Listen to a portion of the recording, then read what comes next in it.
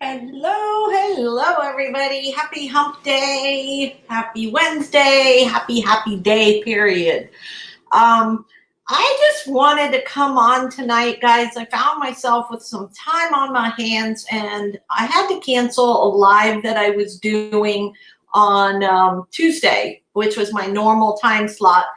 But time got away, things went crazy, so I had to cancel that. So I want to today come to you guys with a topic that is very dear to my heart because I lived it, and I lived it not with me having the actual addiction, but someone close to me in my life.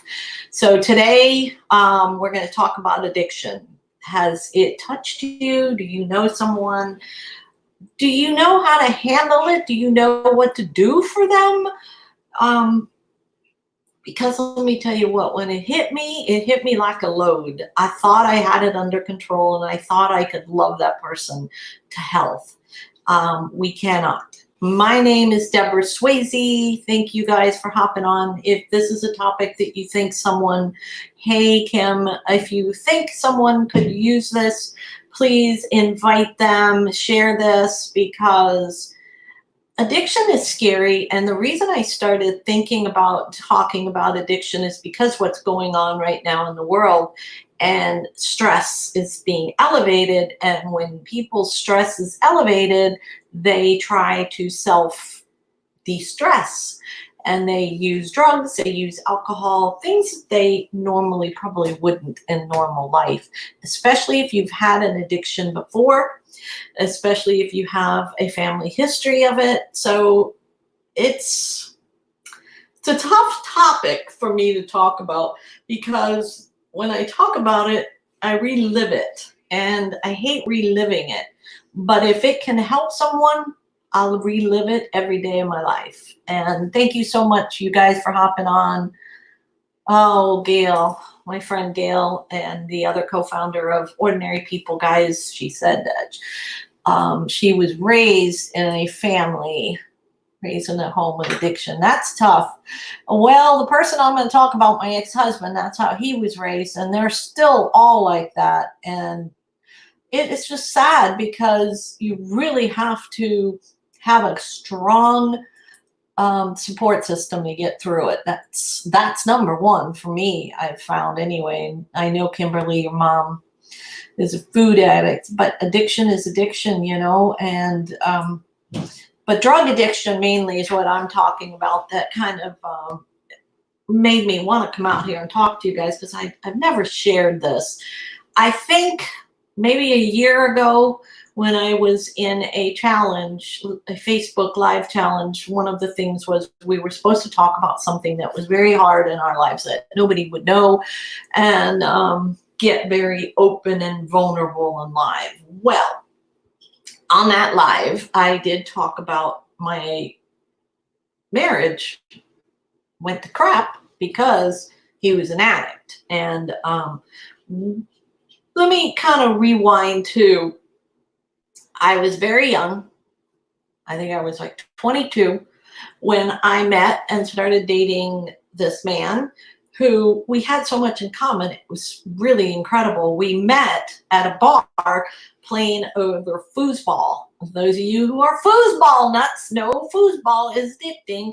And I would go in there at night, my sisters and I, and we would just go to hang out and to play foosball and meet our friends. It wasn't so much a drinking place. Did we drink a few nights and get, oh, yeah, of course we did. But so anyway, for 2 years, this man and I dated, and we had so much fun because we both loved the beach. We loved to surf. We loved foosball. We loved to dance, and the commonalities were incredible. We dated for 2 years. We met each other's families. We spent time with each other's families and brothers and sisters, and we all got along really good. And the beginning of this all started for me was when his younger brother moved in with us for a while. He had just moved here from, I don't need to name states and stuff, from another state where they were originally from, and their family, their parents were living here too, and they would go part-time back and forth. So he moved in, and I started realizing my husband was going out a lot. I was working at the time. I was a full-time nurse, and I was working some crazy mad hours and making some crazy good mad money. So we did have a lot of fun, and we did a lot of vacations and things. And he was out a lot. And that should have been a clue to me that something was off, because for 2 years, he didn't do that. He did not go out a lot. If you guys have questions, I will definitely come back and go over your comments and stuff, but I just want to kind of let you know a little bit about me and how it touched me, and how I think it did change me in a way. It, first of all, made me very non-trusting of men for a while, period, because of the hell he put me through. So he was out partying a lot and would pass out on the couch. And I mean, I was going out and partying, guys. I'm not saying I wasn't. I on my days off and I knew I could sleep in, yeah, I went out and got a little tipsy.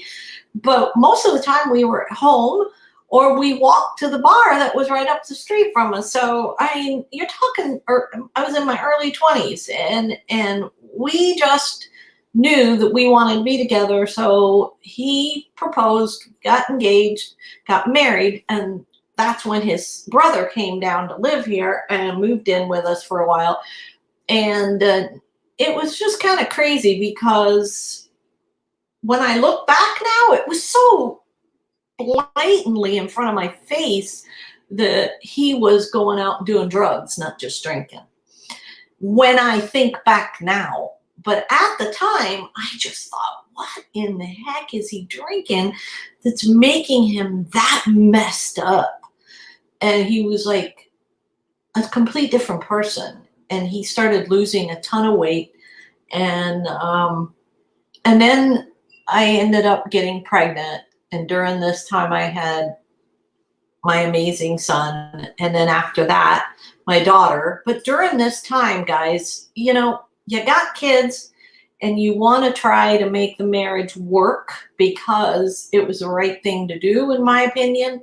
My parents had been married all of my life, so I wanted to be married and stay married and have that for my children. But I started realizing things were getting really scary for me. He was bringing home a lot of different kind of people.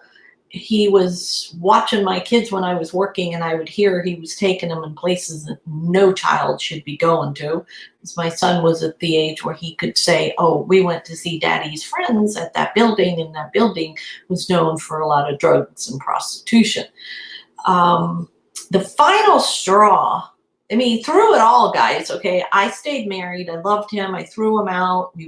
I take him back, threw him out, take him back.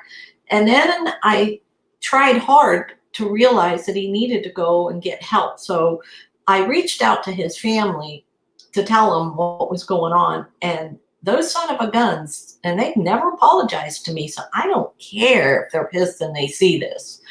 I asked them for help. I said, something's going on with him, and I really think it's drugs, and I need your help. I don't want him to die, and I don't want my kids to not have a father. And they told me, my son never had an issue with drugs until he met you.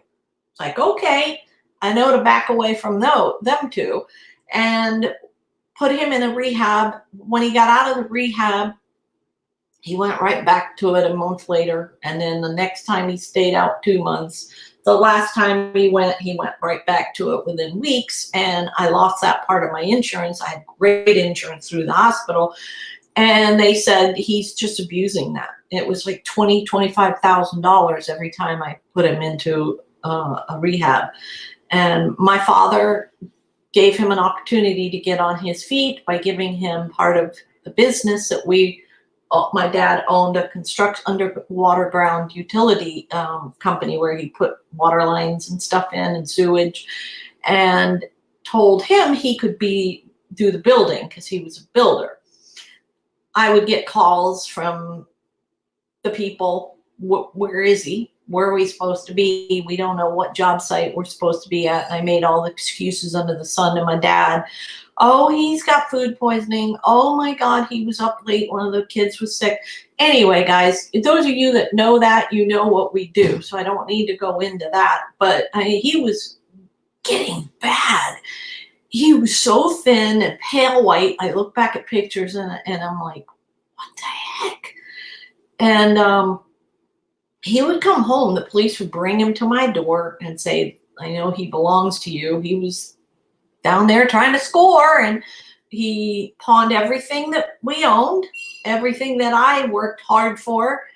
And one of them was an amazing gun that a friend of mine who's passed away since had gotten for me, and never forgive him for that because it was a really special gun. But anyway, the last time I knew I couldn't do it anymore is I had a lady sleeping on the couch one day because she couldn't drive home, and she was a friend of his. They were all his friends coming in and out.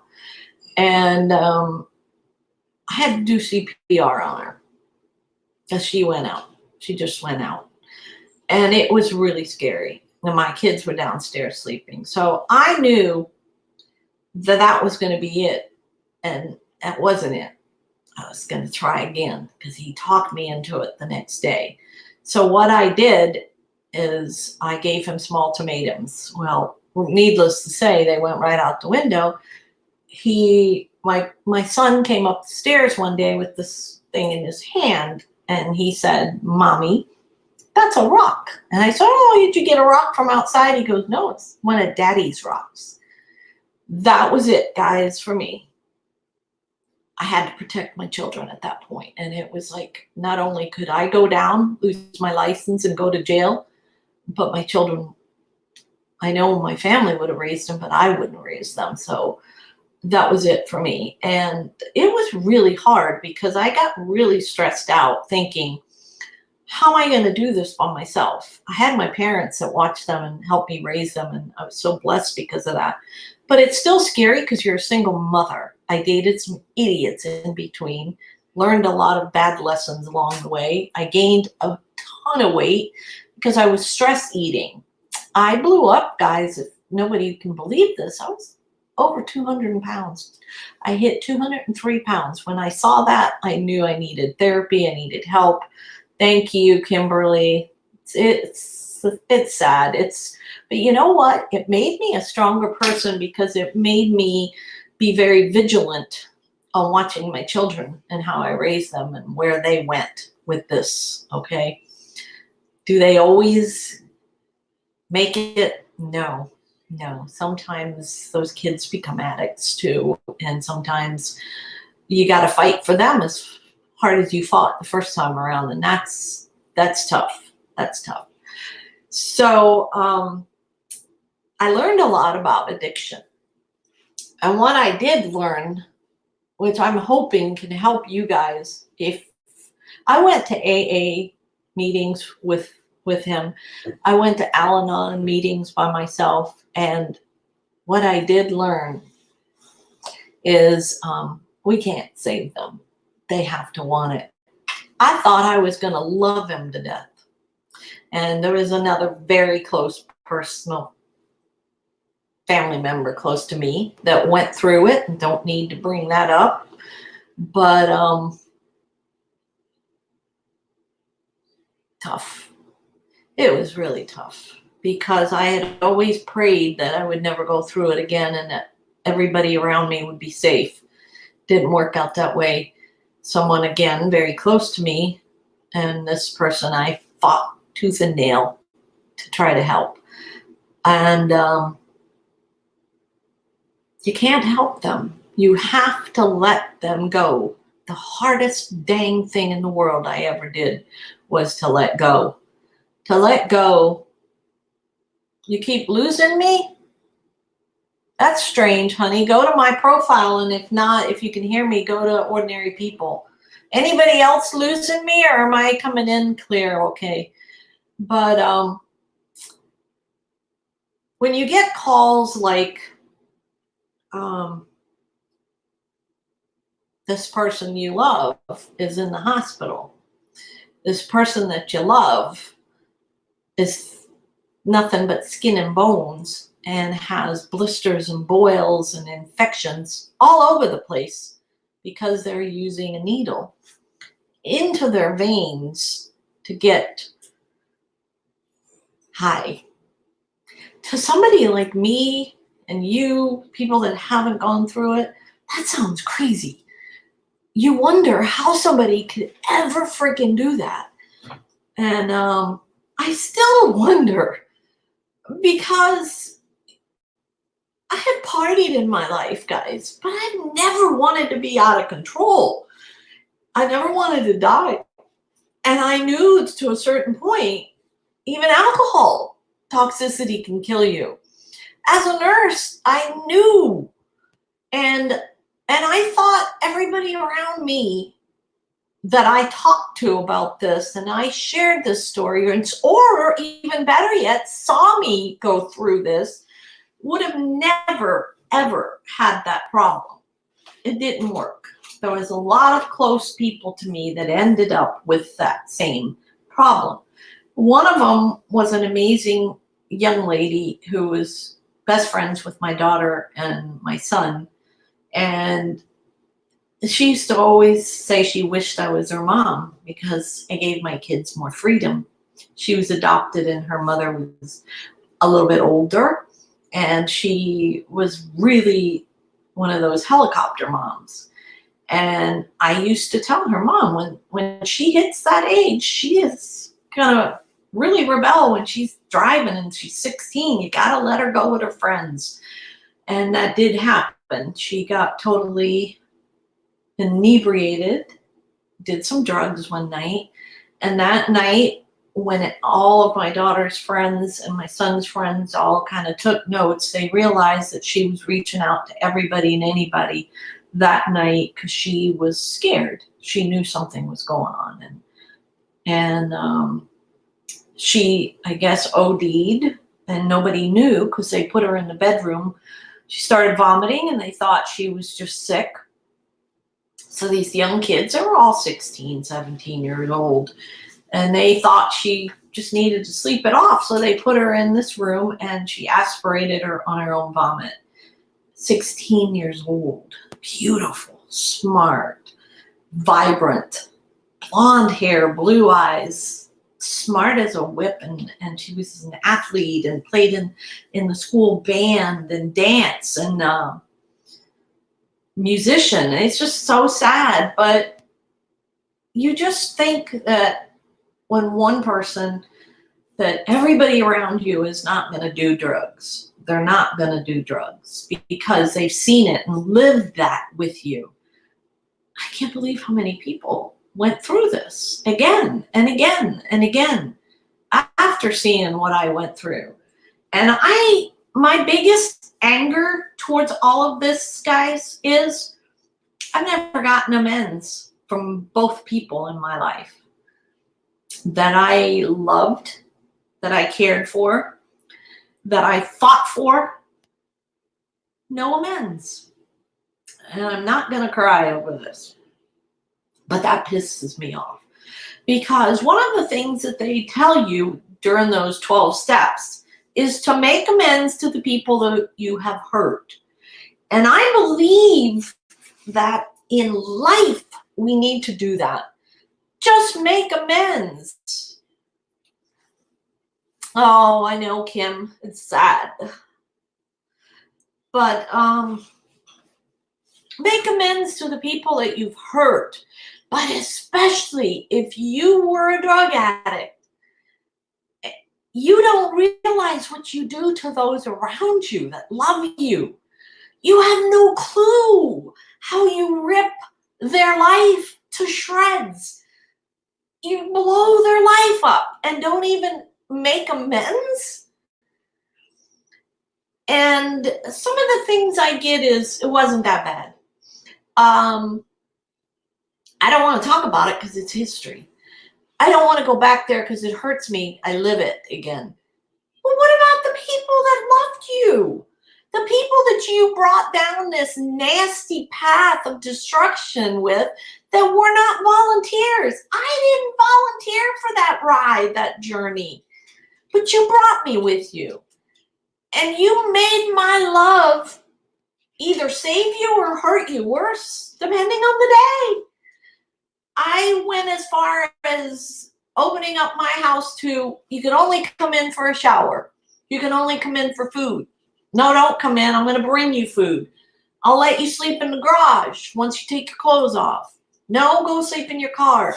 Guys, if you have had a problem and people loved you through it, you better make amends to them. Because believe me, you think you have a history and you think you are hurt.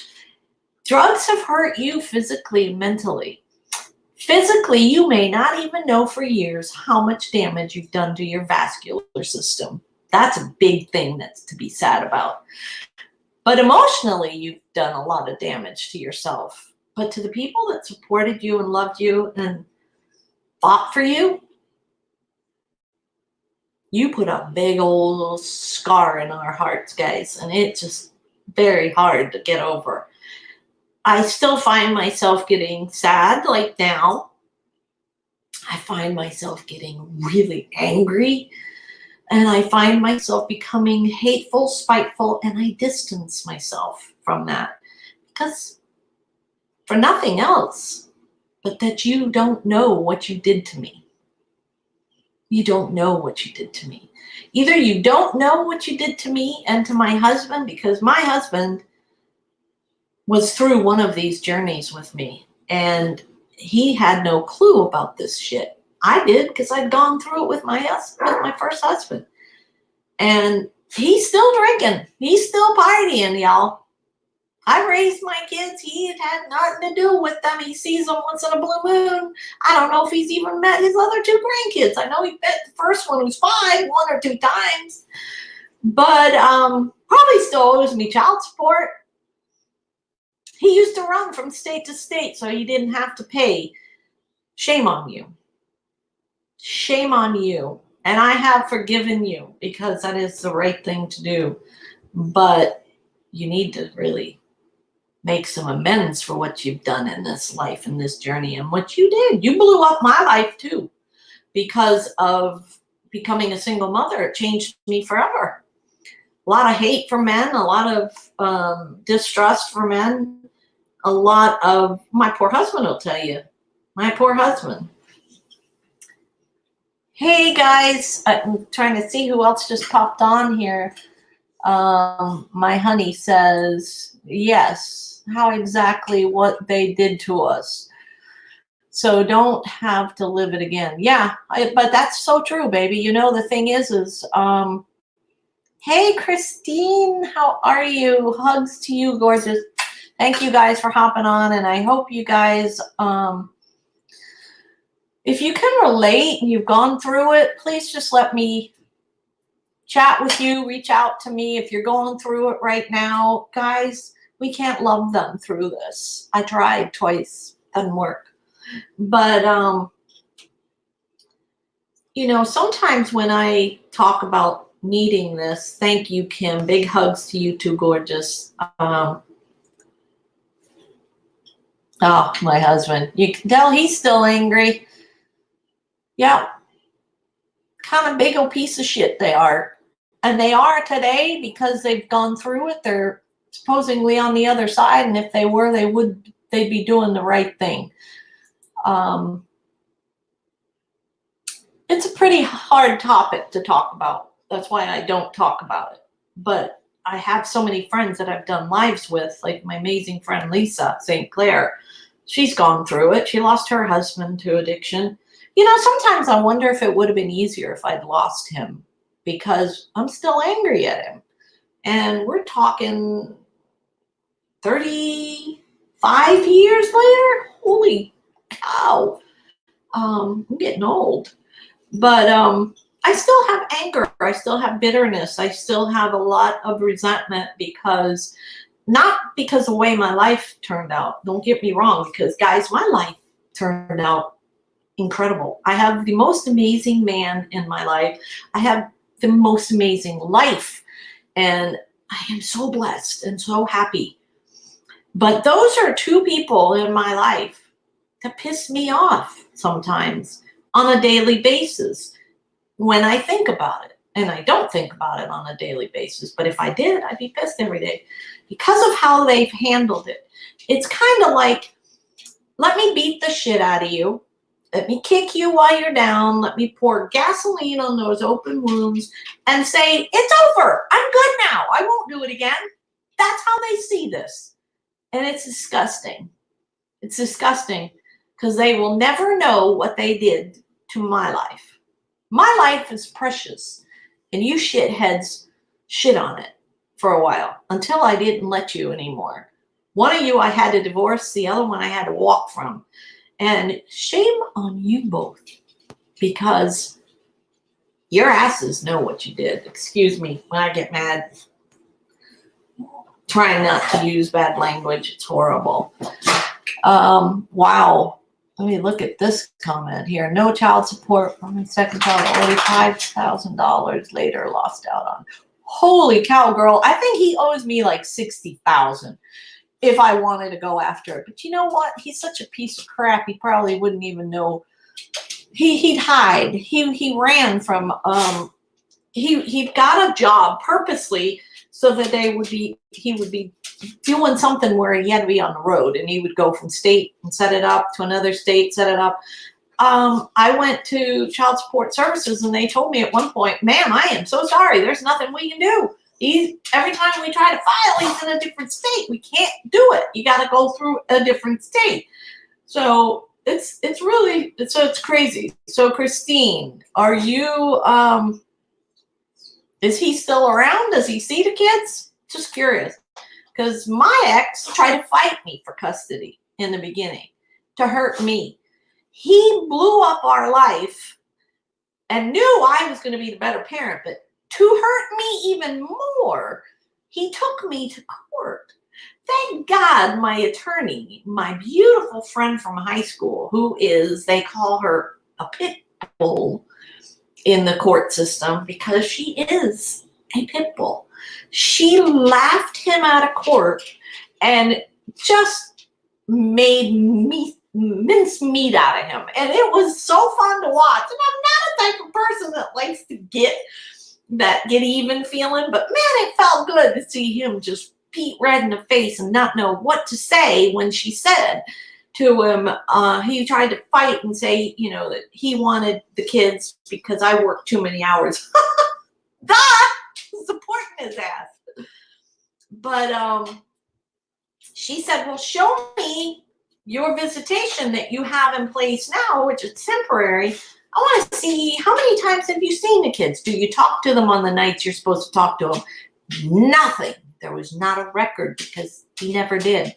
And when he would pick them up, he always brought them home early. A couple hours instead of a couple of days. And it was just crazy. But if someone is addicted, they need to realize that they have this issue and it's theirs to deal with. I will be there, is what you say to them. I will support you. I will go with you to meetings if you want. I will not enable you. I will not support you monetarily. I will not give you a roof over your head. And I wished I had thrown him out years ago because I lost everything because of him. I was making really good money at the time. Plus my parents gave us a lot and built us the house. So we didn't even have that huge payment. And they gave us a grill. They gave us amazing wedding presents where you go, we had a house full. And I lost everything. I had to sell that house for nothing. A house that my dad and him built. And I would have loved to have that house today to give to my kids and had it in the family. Beautiful little house. But when they come to you and say, I'm ready, that's when you help. Don't start helping them before you hear those words because they ain't gonna help. themselves. They're not.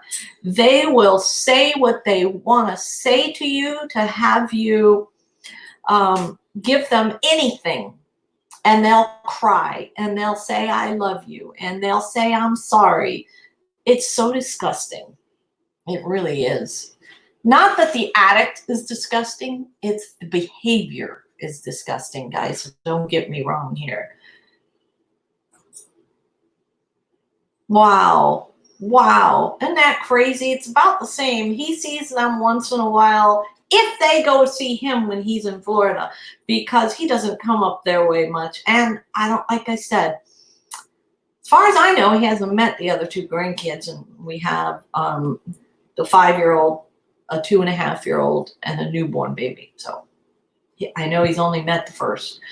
But guys, addiction is no excuse to treat the people that love you like crap, but that's what they do. A lot of people want to say they don't mean it, and I say bullshit. They know what they're doing. Addicts become very conniving, manipulative, and it's a world, it's a lifestyle for them.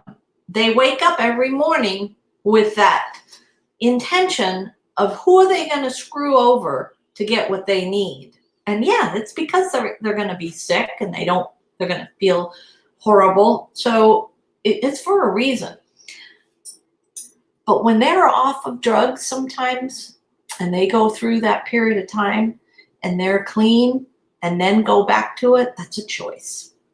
And both of these people in my life made those choices over and over and over. I gave them help. I supported them, lifted them up, and they chose again to go back and to go back and to go back and to be nasty and hateful and spiteful to me. Because I decided to say, I'm done. Done. So as long as you are enabling them, they're going to love you.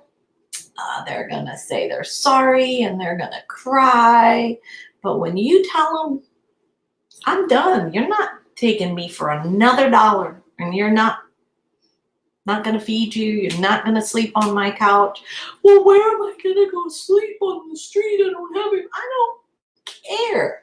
But it took a long time for me to feel that, guys.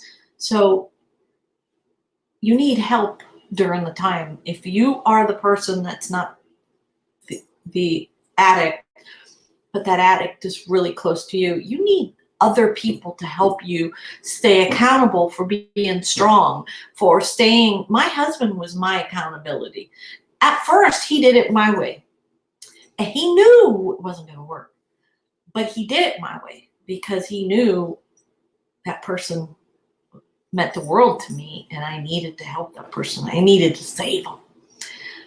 And soon after that, I realized I was on the same slippery slope that I was years before with my ex, and the same pattern, just a different person in front of my face. So they're all the same. They all say the same things, do the same thing, just a different person and a different name. And like I said, they can become so spiteful, and that's what I really hate. I hate when they're spiteful. Yes, Kimberly, it's so true. And it's a miracle that neither of them have died. And I don't know whether they're clean today or not. I don't know. And I don't care with my ex, but I do care with the other one. And I hope and pray it's all good. But I can't and won't be dragged through that again. Some of the things that I witnessed with my ex and the other person, guys, to see somebody that you love and you care for sitting on a chair and just passing out, whether it's in their food, on their plate, or so passed out, you can't hardly wake them up and you think they're dead because they're shallow. Their breathing is so shallow. And then they vomit and then they're inhaling so scary that you think they've aspirated, and they bring the type of people into your world and your life that you never thought in a million years you'd ever be around other than watching it on TV. Dirty, smelly drug addicts. I don't want to be dirty and smelly, but I would see them on my couch. I would come home from work, guys, at, I worked 3 to 11, so I would come home at 11. And I would walk in and they'd been partying all evening. A lot of the times my mom had the kids, thank God, but there was a lot of times that they did. And how he managed to put them to bed, I don't know. And if I had to do it all over again, it never would have happened. But he fooled me. I thought he was okay, and he promised me he wouldn't do anything. He would only have a few beers, and I come home and there's this one lady sitting on the couch when I walk in, and she, oh, hi, lady of the house, nice to meet you, and sitting on my beautiful leather couch with her legs apart and no underwear. No underwear. And her hair was matted, and as I got closer to her, I realized she was my age that I'm at now, like 60. She was probably in her mid-60s, maybe even late 60s. And then to open the front door and have a police officer hold my husband up and say, is he yours? He knew he was. And he would have vomit in his face and beat up and blood and bruises, and not even remember what happened. He couldn't even tell me what happened. But they always stole whatever he was doing. If he went up there with a bike, they stole his bike. If he went up there with a mower, they took his mower. He didn't pawn it. I mean, he didn't exchange it. They stole it. That's how stupid he was. And there was a building that was used for drugs and prostitution, and there was a gas station right down the street from there. And I used to get gas there, and you'd see these prostitutes coming and going. And one day one of them said hi to me, and I almost died. She knew I was his wife because she saw my kids in the car. He brought the kids there. He brought the kids up to this building where there was nothing but drugs and prostitution. And my son was 4 years old at the time, and he said, those are daddy's friends. And when you look at somebody that you love and you see them hurting somebody else you love, it's a hard thing to see because you want to be angry at them, but you love them. I loved him. I always tell the story, when I left my marriage, I still loved him. I learned real quick how not to love him, but I walked away to protect myself, my life, and my children. And the hell that I put my parents through, because they knew there was stuff going on. And then in the end, they found out it was drugs, and my dad could have lost his business. My dad could have went to jail. I don't know what could have happened, but I don't like to look at what could have, should have. I just want anybody who is going through it and confused to message me. I'll unconfuse you real quick. Because I went through it the wrong way. So I can show you how to go through it the right way. I promise you. Ask my husband. He'll tell you. Because he saw me go through it the wrong way. He saw the heartache and the tears and the nightmares. Guys, I had night terrors, not nightmares, night terrors for years. 4 years. I imagined sleeping in bed, cuddling with my kids, and hearing a helicopter with lights come in and rip them out of my arms and tell me that I was going to jail because he just killed somebody, and the bottle of pills that he had came from a script that was stolen at the hospital that I work at. That kind of shit. I dreamed that. Those were night terrors, guys. And my husband, when he met me, God bless him, he used to tell me, honey, you're safe. You're good. Yeah, thank you, Charlene. I don't talk about it much. I don't like to talk about it, but it's part of my life. And the thought of people, thank you, Charlene, love you, girl. The thought of people right now that are walking that little slippery slope with addiction, and the thought of them being under stress right now, stress is elevated for all of us right now. But to think about these people that are weak when it comes to that, reaching for a bottle of booze or some pills because they want to just push that down a little bit, is what made me decide I wanted to talk about this. Because reach out to me, guys. I have amazing supplements, and I'm not trying to make a sell here, but it's honest to God, CBD oil has been known to help with those, curb the addiction, the feelings and the cravings. But also it has a good side effect that helps you relax and takes away the stress and the anxiety that goes along with just daily stuff. And to have stress on someone who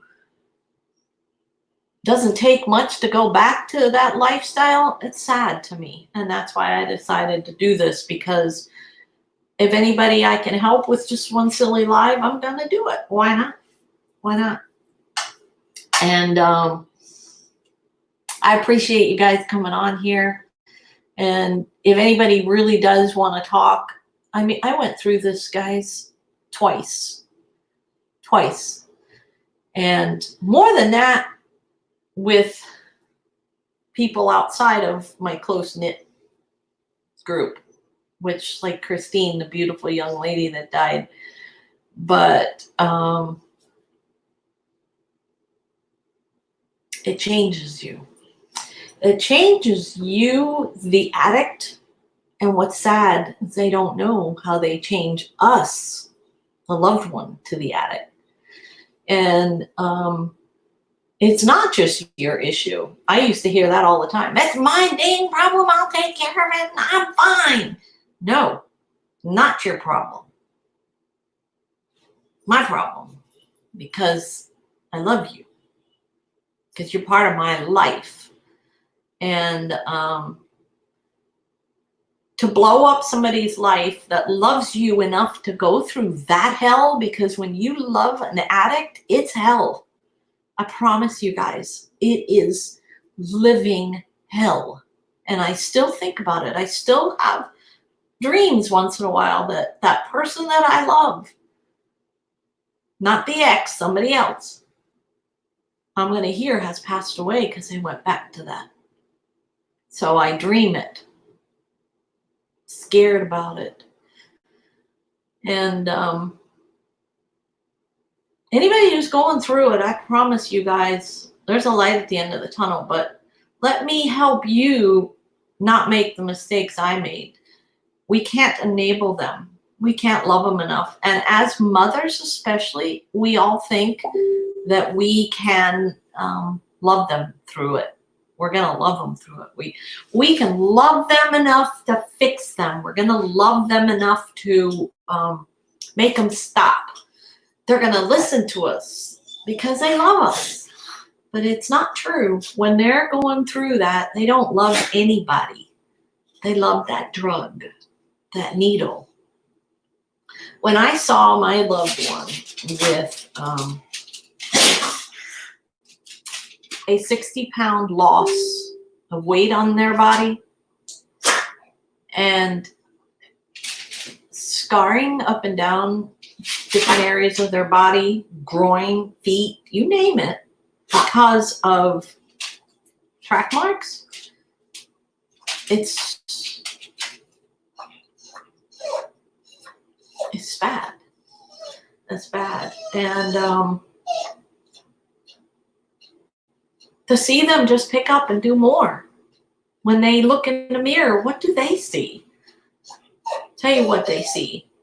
They see one thing, that drug. Because that drug is what makes them feel like they can move on to another day. Because they're scared of the feeling that they're going to get when they don't have that drug.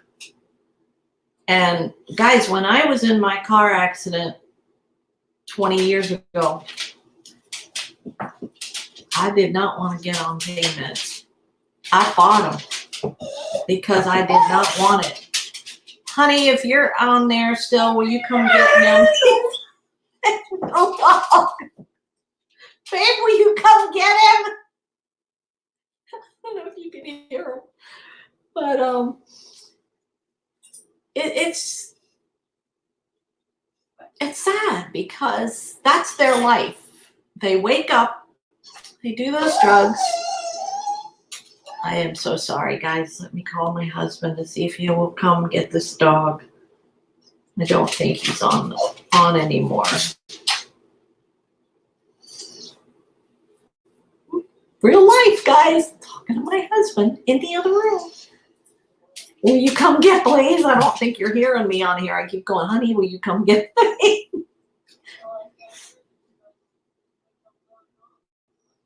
I know. Well, just come get him real quick. So they're scared of that feeling that they withdraw, but know one thing, okay? As a nurse, I'm telling you this. As a nurse of 40 years, there's ways today that they don't have to go through that. There's medications that help them. And I'm not talking about putting people on stuff like Suboxone, okay? Because that stuff, you get addicted to that. It's a whole nother nasty thing to get off of. It's hard to get off of that stuff. But they don't want to feel the pain. They don't want to feel that. But it only takes 3 days. And that's out of your system. Once it's out of your system, babe, will you close that? They don't want to quit. No, they don't. They don't want to live reality. No. They don't have the balls. They don't. Until they want it, they're not gonna get over it. But anyway, it makes you hate them, and I hate to feel that way, but I don't hate them. I hate them when they're under the influence. Oh my gosh, I could talk about this forever and tell you guys some crazy thanks. It really is. Yes. Kimberly, love at a distance. That's what I always say. Love them from afar. And yes, do get with me. If you guys know anybody, I promise you, I think I could help them not go through all of those nasty steps that I went through. All of those nights of crying and running to the hospital and running to the rehab and bringing food and thinking I'm fixing them and I'm washing their clothes and I'm making them their favorite desserts and foods and stuff. And then when it's all over and they think they're okay, and they are, because they're not doing drugs like that, but for them to move on with their life and not make the amends, to me, is shameful. It's shameful. And until I get the amends that I want, I cannot see them as healed and recovered. I won't. I can't. Because I met so many women when I was going to Al-Anon that would say they fought with their husbands because they didn't agree on how to handle a child's addiction. The mother wants to dote and take care of. The father wants to be stern and say, get over it. There's a somewhere down the middle that's just perfect. You can love them, but you can also help them by being the stronger person and realizing this addiction affects the family. And they don't get it, but I get it now. And I know that there may have been things that I did as a spouse, family member, loved one, whatever, that may have caused them to get pissed off enough one day and do drugs. But I will never say I caused it. None of y'all should. Nobody should, because they will make you feel that way. Well, if you didn't piss me off, and if you didn't say that, and if you didn't do that, and what? They want to blame somebody? Look in the mirror. But the destruction and the pain that was left in my life, guys, it's still there. I love to think it's not. I love to think it's gone. But God's taken care of me. He's helped me understand it. He's helped me accept it. He's helped me walk away from it. And sometimes it's really hard to walk away from somebody that you so adore and love. And there was a time where I honestly thought I was burying them, both of them. I said, I can't be around you because I don't want to bury you. And they would say, well, I can't believe you haven't talked to me or done this for weeks. Well, I have to live my life like you're already gone, because at this rate, you're going to be gone. And I'm preparing. I was preparing for their death.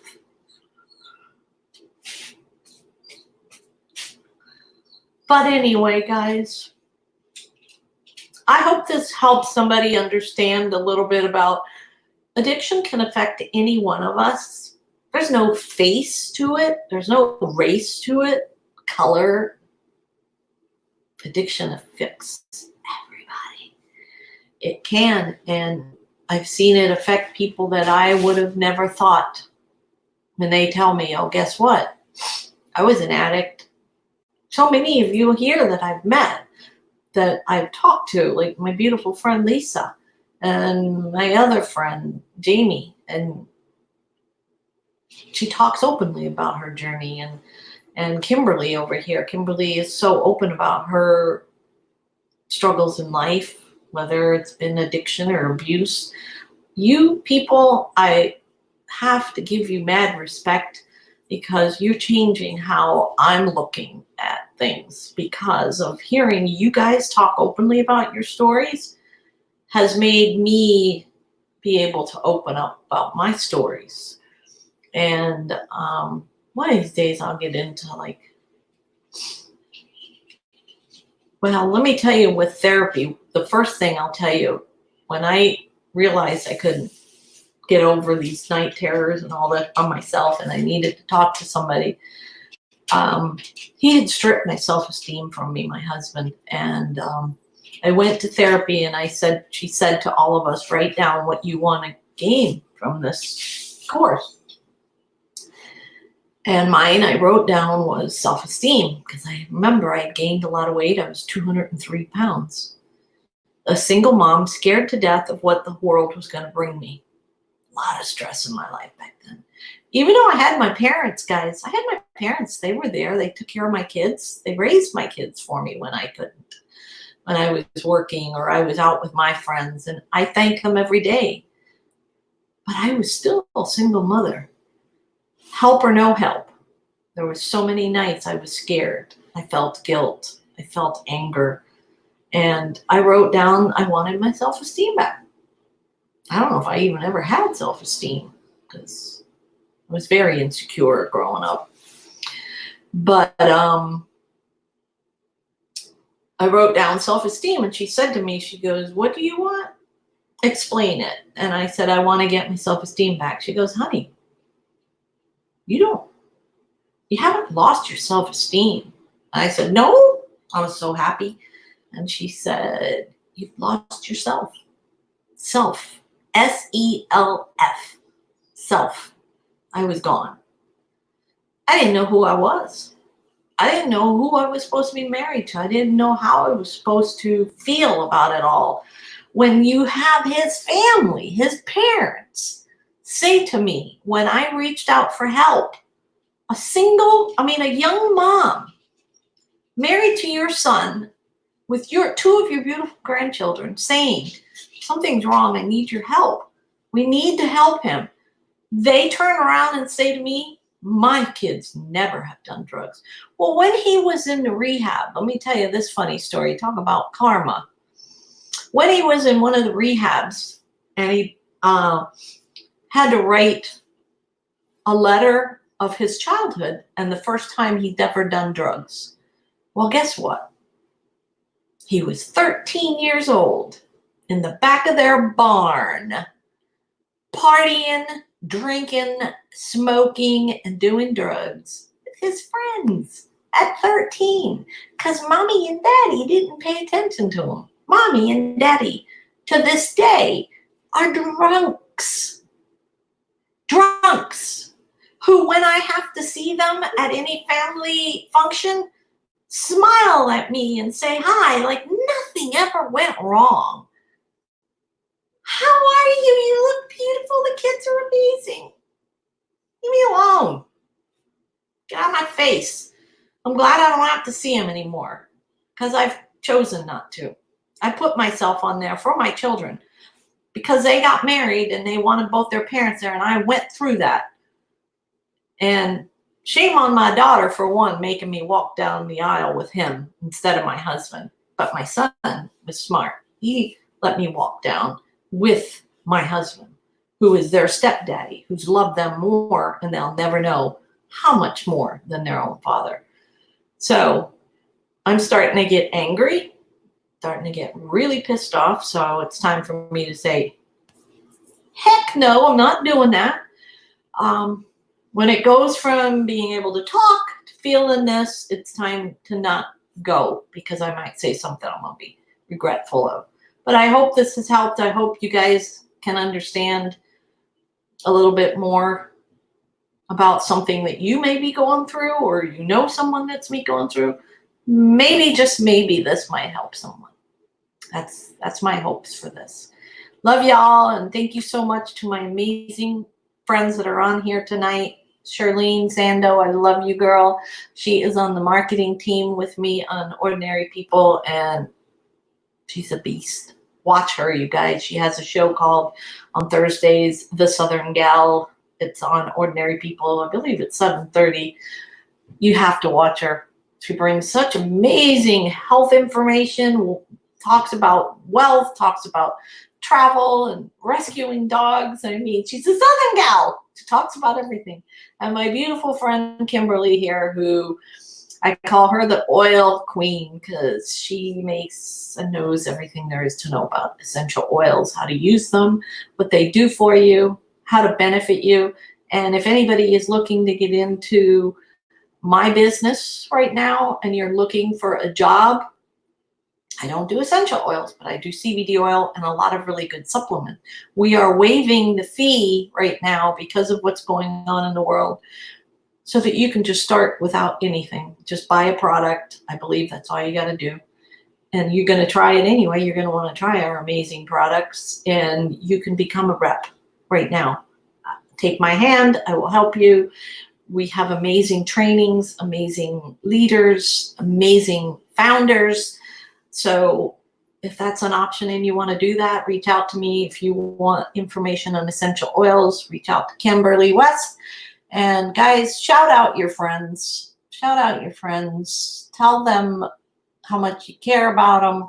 Tell the world what you think about your friends. And I just shouted out a few right here because I love what they do. I love their heart. I love their passion. And I love them. So anyway, guys, thank you. Bye. 8 o'clock. Charlene's show, Southern Gal, Thursdays at 8 Eastern Standard. And I felt good about this tonight. It was hard going back there and seeing some of the things in my head now that I'm probably going to see. But take care of yourselves, guys. I love you too, Kim. Love you too, Charlene. You guys take care of yourselves. It's the time right now to if you're healthy, Make sure you're staying that way. Don't let stress bring that down. Don't go drinking because you're stressed. If you're not healthy, do something to boost your immune system. I have an amazing product with the company I'm partnered with that is called Biodefense, and it actually has ingredients in it like vitamin D3, helps build up your immune system. We don't get enough vitamin D here. And start putting some greens in your food. I mean, I made a sandwich today that I was proud of. It was to die for. So if any of you guys want tips too on meal prepping and quick meals, healthy meals, things that you can change for one from the other, I'd love to talk to you about that. And I'm happy. I'm blessed. And I love the people in my life in the circle. I'm sad because some of the connections in my life are not as tight as they were. Whether it's because they got an issue with me, they don't like my cowboy hat, or they don't like, some of them in my family don't like that I'm doing what I'm doing on social media. And the fact that I have learned to be a little more, put my own self-respect in front of their needs is pissing them off. That's okay too. Don't let people disrespect you. Don't let people take advantage of you. Don't let people hurt you. So always protect yourself. My grandmother in Italy, I'll leave you with this little saying she used to always tell me, and I didn't, first time I remember hearing it, I think I was 10 or 12. And it never really registered with me until I was an adult. I'll leave you with this. After me, you come first. Remember that. After me, you come first. Take care, guys. Love y'all.